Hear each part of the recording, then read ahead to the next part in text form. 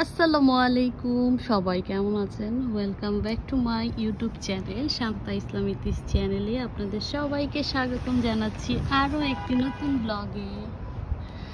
আজকের ব্লগটি হচ্ছে এই গাছটাকে দিয়ে। এটা হচ্ছে আমাদের বাসার পিয়ার্স গাছ।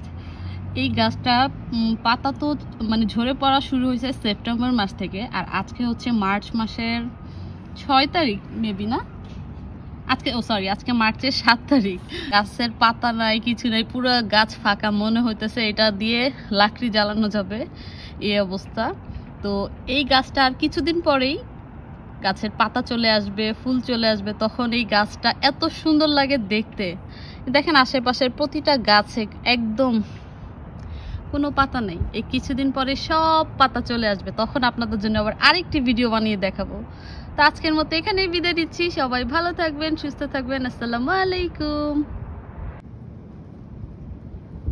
আজকে কয়েকদিন যাবত আমাদের এখানে নিউ ইয়র্কের অবস্থা খুবই খারাপ, এত ঠান্ডা। আজকে মার্চের 21 তারিখ।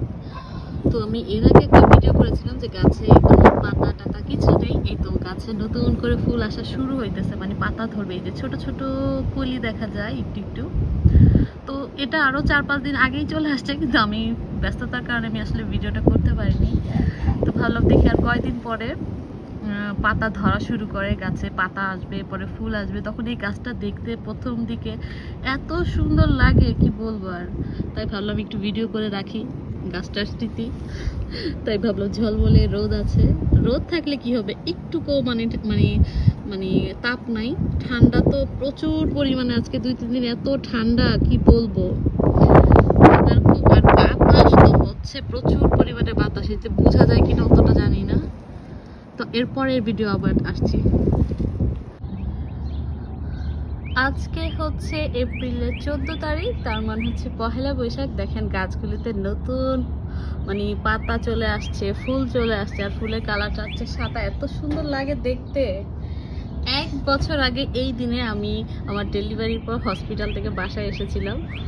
তো তখন মেহেককে হসপিটালে রেখে এসে আমি যখন বাসায় ঢুকেই ফুলটা মানে দেখেছি, মানে এত সুন্দর লাগতেছে। আমি মানে এসে তখনই প্রথম দেখেছি গাছে যে এই ফুলটা হয়। এখন এই আস্তে আস্তে পাতা হবে, সবগুলি বড় হয়ে যাবে।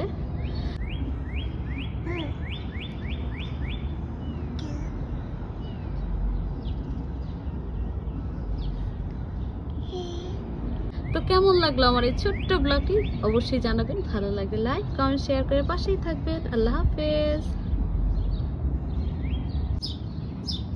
এটা হচ্ছে একদম সকালবেলা, ভোরবেলা, ফজরের সময় ভিডিও। দেখেন এই গাছটা কিছুদিন আগে দেখিয়েছিলাম, মাত্র ফুল আসছে, পাতা আসছে, এখন পুরো গাছে পাতা একদম ভরে গিয়েছে।